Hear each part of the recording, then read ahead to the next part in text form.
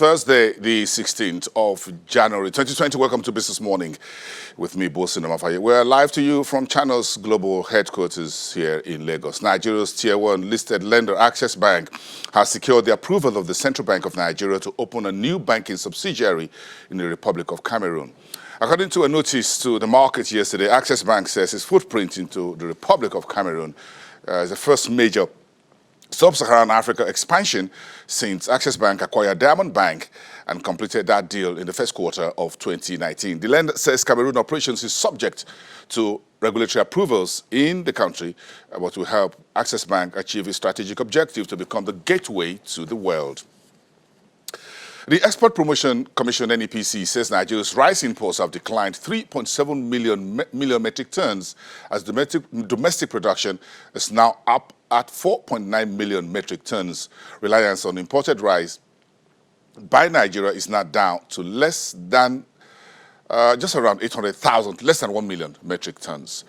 Nigeria has rolled out a higher VAT of 7.5% with immediate effect, but concerns remain over the impact of these higher VAT on services sector, like transportation fares and other products. That will be part of the conversation, understanding the new horizon for tax in Nigeria. Meantime, the board of the tax agency, FIR, is expected to be inaugurated on Thursday by the Finance Minister, Zainab Ahmed, after the Senate confirmed the new board late last year. So let's talk about Nigeria's maritime administration, safety, and all of that, and what the role that NIMASA is playing in President Buhari's security as one of the strategic pillars of his administration, and what has security got to do with the economy. The Director General of NIMASA, Dr. Peterside Dakuku, is live here with us in the studio for his first television interview in the new year 2020. This is Peterside's New Year briefing. Good morning. Good morning, Bosa. It's good to have you here. Thank you very much. Thank you. Thank you for coming. We appreciate you being here. Hope you had a good transition into the new year. Oh, definitely. But keeping an eagle eye, or what you call a falcon eye, over the maritime business means that you sleep with one eye open at all times. Well, any day you remember that maritime is a major plank in the equation of the Nigerian economy, you can't sleep with your both eyes closed. Maritime is indeed not only a catalyst or a facilitator of economic growth. The lives of several persons, if not many persons, depends on it.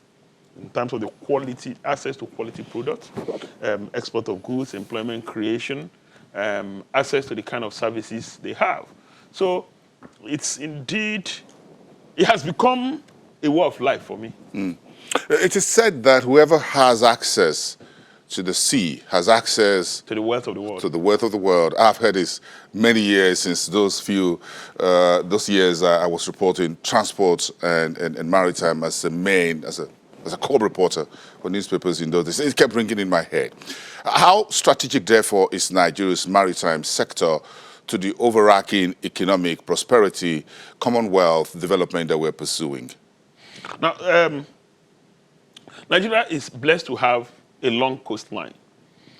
Beyond having a long coastline, we are strategically positioned. If you look at a map of Africa, we are the center of West and Central Africa.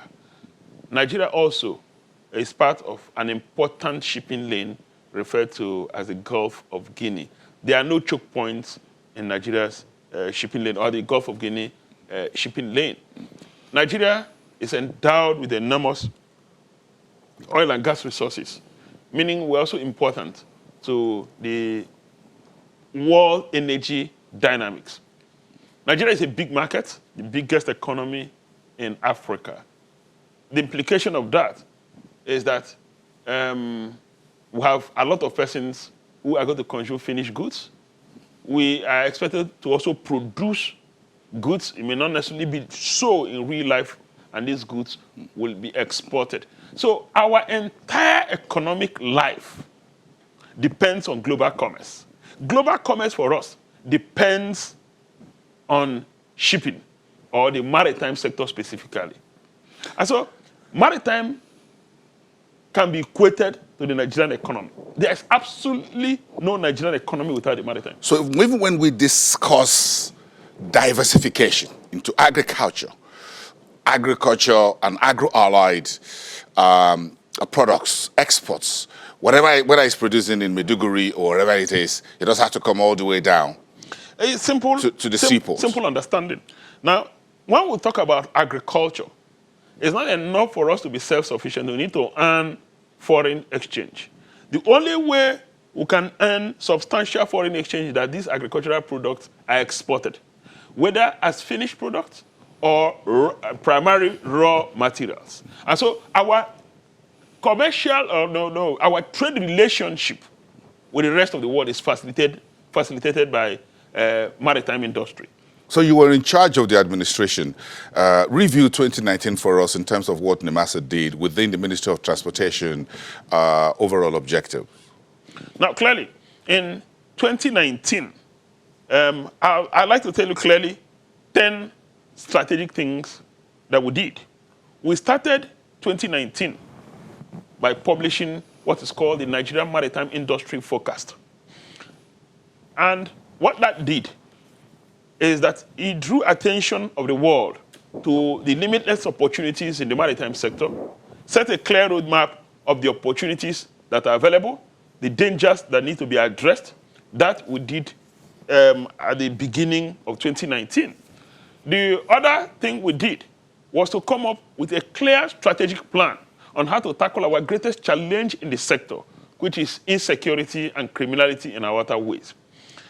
Part of the roadmap leads us to the third objective, is that if we're talking about roadmap on how to tackle the challenge of insecurity and criminality in our waterways, you cannot do that without a legal framework so that anybody that you intercept can be successfully prosecuted. And so part of our critical objective to be achieved in 2019 is to push for early passage of the anti-piracy law, the standalone anti-piracy law, which we achieved by reason of the support of the National Assembly and the cooperation of Mr. President, or endorsement, or assent, you call it, of Mr. President, of the bill. Mr. President assented to the bill.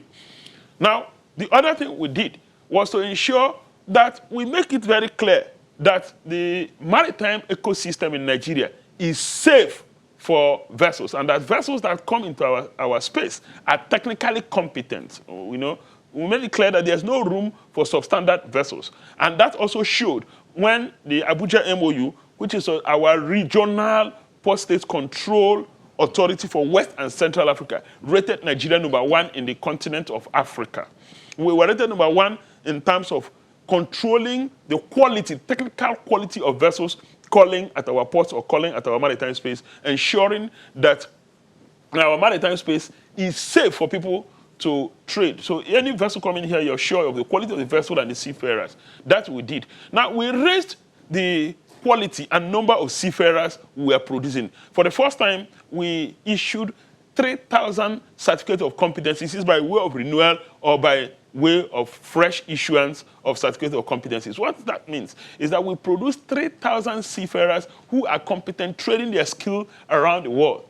The other strategic objective is to get more Nigerians involved. By creating employment, we put for the first time in our history more than 7,000 Nigerians on board vessels, either cabotage vessels or vessels trading around the world, for the first time in our history.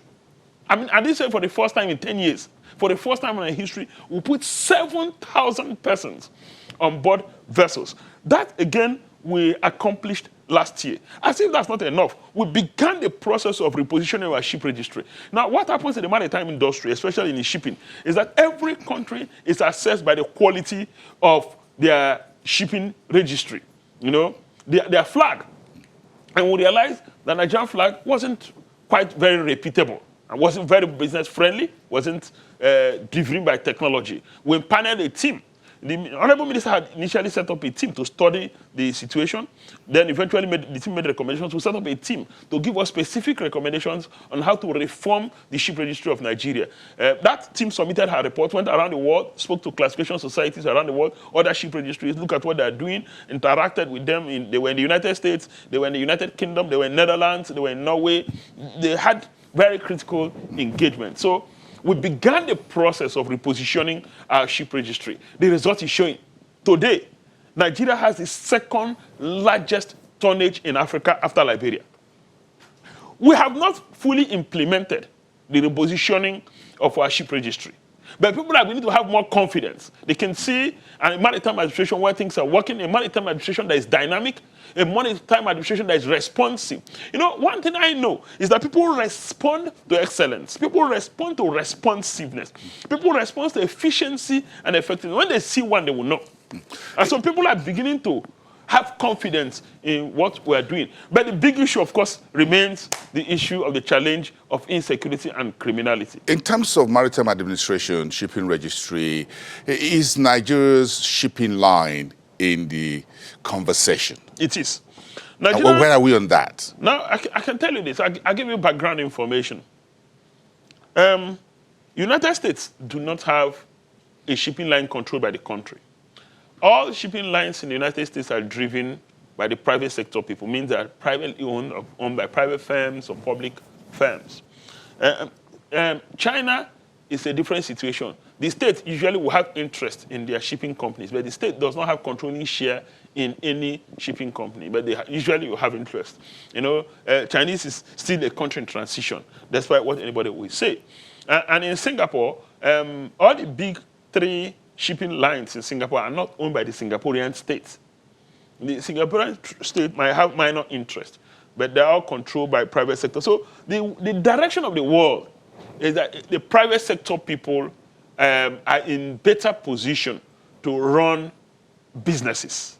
That's their place. They're the engine of growth. And so, but as a country, for reasons of national pride, reasons of creating employment for our people, reasons of security consideration, especially if we face maybe a war situation, and other economic reasons. We pushed for the creation of a national shipping line, and this we actually mean a national fleet, not a national shipping line in the context Nigeria owns a shipping firm. And so the Honorable Minister pushed for that. But the Honorable Minister's dream, which had the endorsement of Mr. President, is that let it be private sector driven. The country might just have minimal share, minimal equity in the national fleet. But again, let it be a platform that will provide opportunity for Nigerians to buy into the national fleet and drive it. So we have that plan, clearly. We set up a team, interagency team led by the Executive Secretary of Nigerian Shippers Council, Hassan Bello, who is a lawyer who's been in the industry for a very long time, and who is quite experienced, who is business savvy.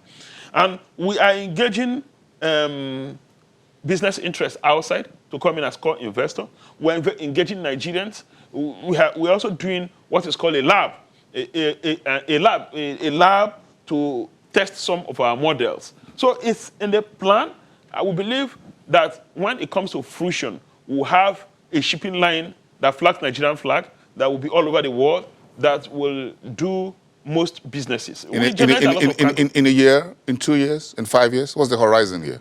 Well, Hassan Bello will be in the best position to say so, but because we are in constant engagement, I believe that by this year we'll see significant progress towards the commencement of a national shipping line. So we'll come back to insecurity issue, and of course that was at the back of the entire land border closure, as it were. So since the administration, President Buhari's administration, wants more legitimate business done via the oceans or the waterways and what have you, what have we seen since the land border closure of August 2019, and where are we at the moment in terms of security? Are we putting new measures in place since you have more businesses now being done by using the maritime, the waterways? All right, thank you very much. With respect to the closure of the land, temporary closure of the land border, because no country closes her borders forever. So you can rightly say temporary closure of the land borders. The implication is that more businesses will be transacted via seaborne transportation, which is very true.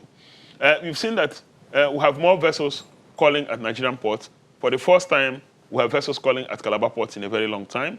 We have also vessels, the increase now on number of vessels calling at Une port. we have more exports now of non-oil-based commodities. That's significant for us as a people because the country has been hammering on diversification, and there's no better manifestation of diversification than when you export more non-oil and gas cargo. That we're beginning to see. I don't know if there's a relationship between the closure of the land border and the increase in the export of non-oil cargo.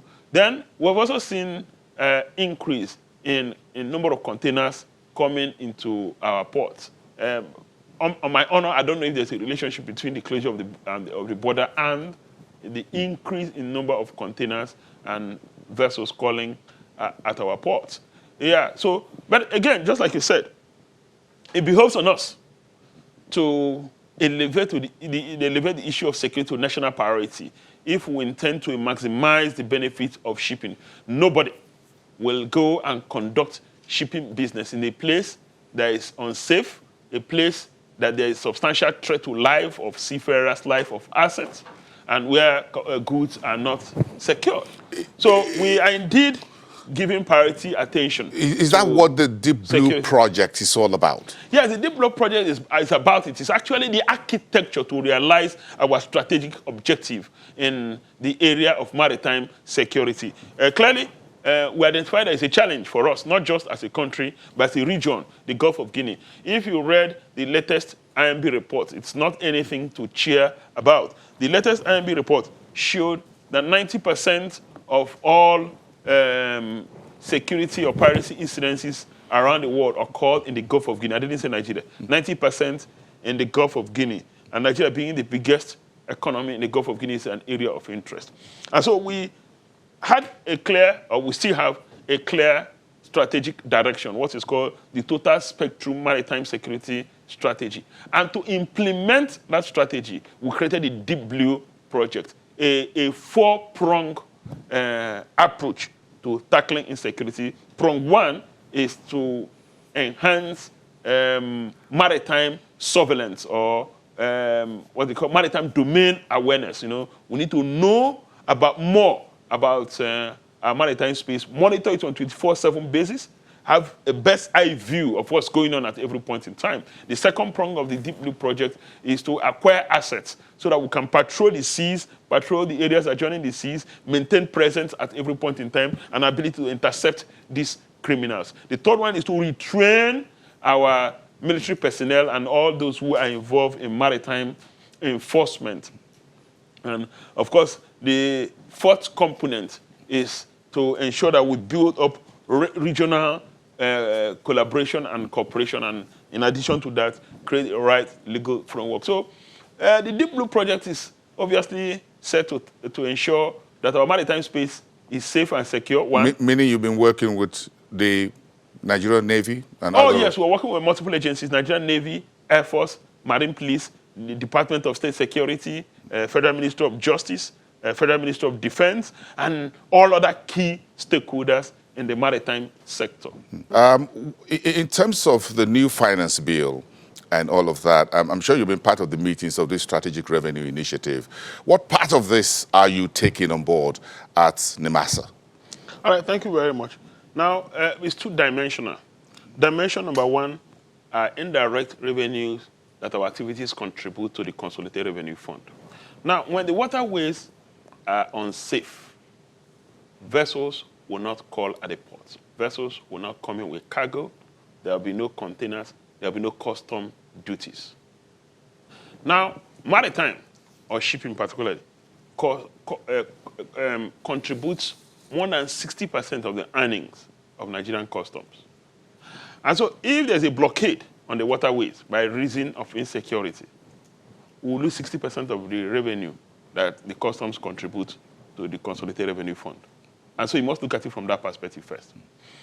Now, if there's a blockade on the waterways and there's insecurity, we lose the revenue Nigerian Ports Authority contributes to the Consolidated Revenue Fund. Is that also correct? If there's a blockade on the waterways, nobody can take out oil from our country. And so we will produce crude oil, it will end on our country. We'll produce gas, it will end in our country. And so it cuts off the entire revenue. And so you can see the strategic positioning of our activities in the finance matrix of the country.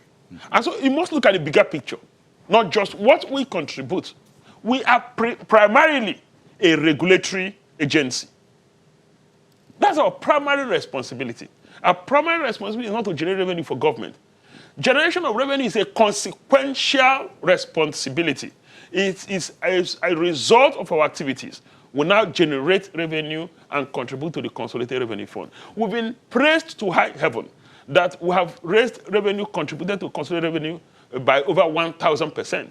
And the industry stakeholders will ask you that, yes, you have done very well in contributing to the Consolidated Revenue Fund, but that's not your primary responsibility. And I say, yes, you're very correct. That's not our primary responsibility. Our primary responsibility helps others to contribute more to the commonwealth. And so it must be seen from that perspective. So, but are we likely to contribute more from our regulatory activities? The answer is yes.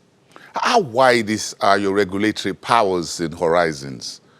Now, it is. Now, it's two main prongs. One is regulatory, the other one is promotional. Now, under the regulatory powers, now it starts from the life of a vessel to the end of a vessel. That's on one end.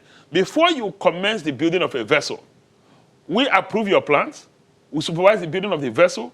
The day you launch out the vessel, we register the vessel if it's registered in Nigeria. Throughout its operation, we do conditional survey from time to time. At the end of the life of a vessel, we are also there. Now, for your seaports, your port facilities, we are there from commencement of development to the end of the lifespan of a port. Now, the entire gamut of economic activities on sea, we are there as a regulator. So the powers are wide, and so everybody, whether for the seafarer, we set the standard for the seafarer.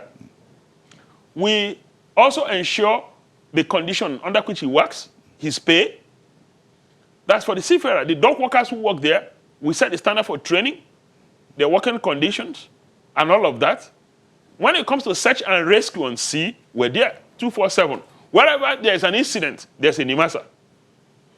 Nigerians are worried sometimes. For the marine environment, and of course, wherever there is water, we have oversight responsibility to ensure that the waters are clean and environmentally safe. Nigerians sometimes want to know if your agency is up to speed when it comes to the oil and gas freight, bringing in finished petrol products, taking out crude, making sure that these big shipping agencies and IOCs and others don't cheat Nigeria.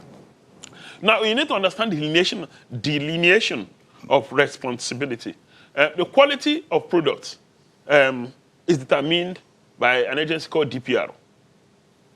Now, there's a PPPRA that has responsibility for bringing in of products, bridging of products. There's a PEF that's in charge of bridging of products. So there are multiple agencies playing different roles.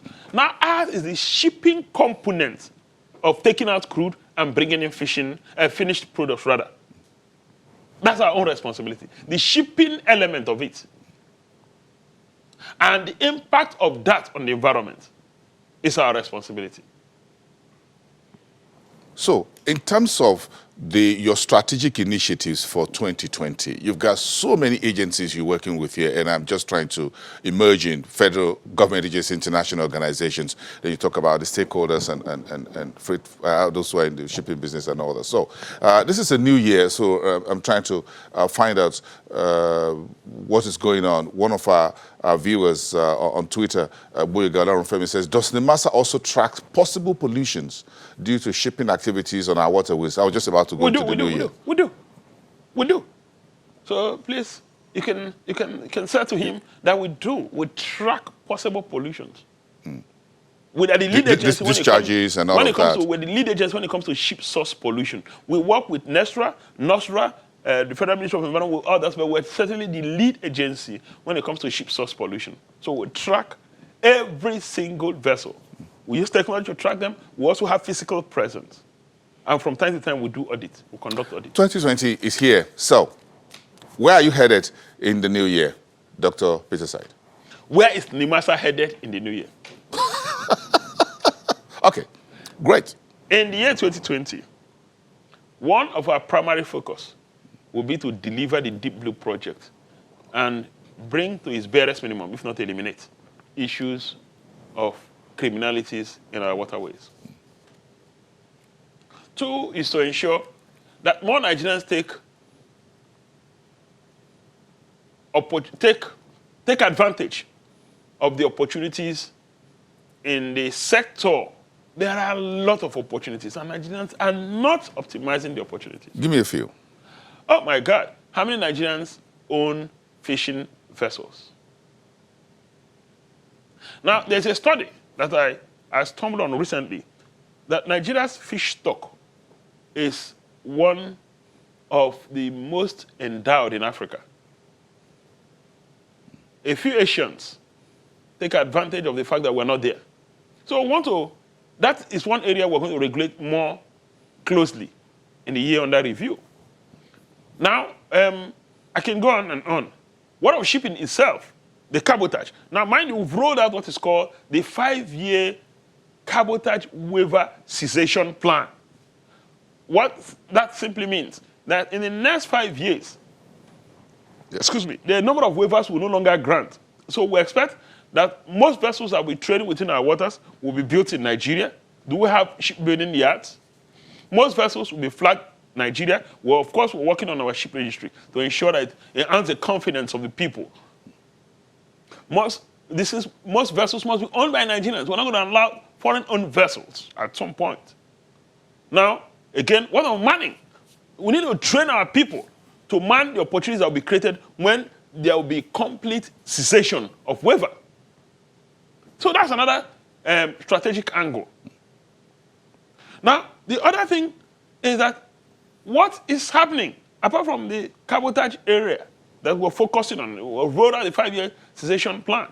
Now, what of the issue of the fact that Nigeria can export seafarers to the world? We have trained a number of seafarers, and we're still training a number of seafarers. Our bigger picture is that in the next 3 years, we should be able to have 5,000 seafarers that are internationally certified. Now, do you know what it means for foreign remittances that will come from 5,000 seafarers working on board vessels around the world? I can tell you that 5,000 seafarers will give you money in billions. What is the size of your budget for 2020 in terms of expenditure, capital side of it, and that? Well, the capital side is minimal usually because apart from the Deep Blue project, of course, our capital expenditure is by far less than 20 billion. Now, mind you, we're a regulatory agency.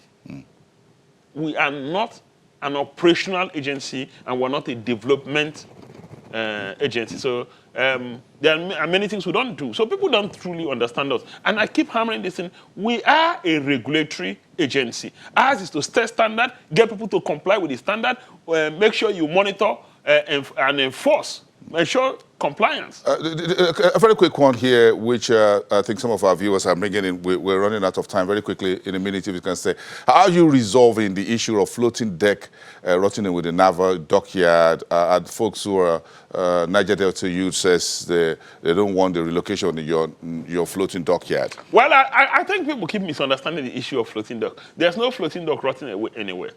We got in the floating dock for strategic reasons. We're looking at many options of the location of the floating dock. But the interim decision is that it should be located in Lagos, commence operation in Lagos during the warranty period. After the warranty period, between now and the warranty, at the end of the warranty period, we'll have made a final decision on its final location. And we're working on going through the due procurement process so that we can firmly locate it in Lagos, get our operational partners to run the floating dock, and of course get Nigerians to benefit from the floating dock and make money for the country too, so that Nigerians will not be taking their vessels to Cameroon, Ghana to dry dock. So the floating dock is not rotting away. People simply just don't understand processes in government. They think we should behave like others behave at some point, you know. No, we're going to, at every point, for you, it's business. It's business. It's strategic business. If it makes business sense, then it makes business sense. But I'm just wondering, this I forgot, why you think some industry stakeholders should be awarded for their good performance this weekend. Nigerians are doing great things. This weekend, I'm surprised. Who's standing up for us? I had the privilege of being part of a ship naming ceremony last year, and I know the numbers. And I was pleasantly surprised that Nigerians are totally behind it. The new vessel that was launched last year, for which I was part of the naming ceremony. And I met a young man called Mr. Caxton and a few of his colleagues, and I was absolutely very impressed about the ambitious nature of Nigerians, or the fact that Nigerians are not limited in their dreams or in their vision. And so we have a number of sparks here and there. We need to encourage that spirit of excellence. We need to encourage people to make great investments and leaps. We also need to encourage people to comply with regulations. Now, when you recognize those who are complying with regulations, when you comply those who are doing things that are very, I don't want to say very great, things that are indeed exceptional in the industry. Or strategic. Very strategic. More persons will be encouraged to take the leap, knowing that they will get our support. Mind you, I said our role is dual, regulatory and promotional. Under our promotional mandate, we want to encourage more people to acquire vessels. This few last words you're saying have been more promotional. And before you get surcharged for making further statements, let's end it here. Because I'm going to say, you're getting a bill sent to you. Boss, I expect your bill. But all I can say to you, that on Saturday, the 18th of January, we will be celebrating the best of the best in the industry. Shipping Company of the Year. Is this a formal invite? You let me land and see whether the invite will come or not. Shipping Company of the Year, company with the combined largest tonnage. Now, mind you, we just said Nigeria just emerged this country with the second highest tonnage in Africa. People contributed to that tonnage. That tonnage is not by NIMASA. NIMASA don't own vessels. That's not our work. So we're going to celebrate the country with the highest tonnage, combined tonnage. Of course, companies rather, that their offshore facilities are compliant with the International Ship and Port Facilities ISPS code. Then their onshore facilities are compliant. We're going to celebrate our own people. Those have spent 15 years, 20 years. We are great in NIMASA today because of our people. We're not great because of Bosa. We're not great because of a Dakuku Peterside. We are great because of Dr. Dakuku Peterside. Great men and women in NIMASA. No, don't give that speech today. It's a Thursday. You got another 48 hours to deliver that, or 72 hours on Saturday. Thank you so much for coming. The Director General at NIMASA, Dr. Dakuku Peterside.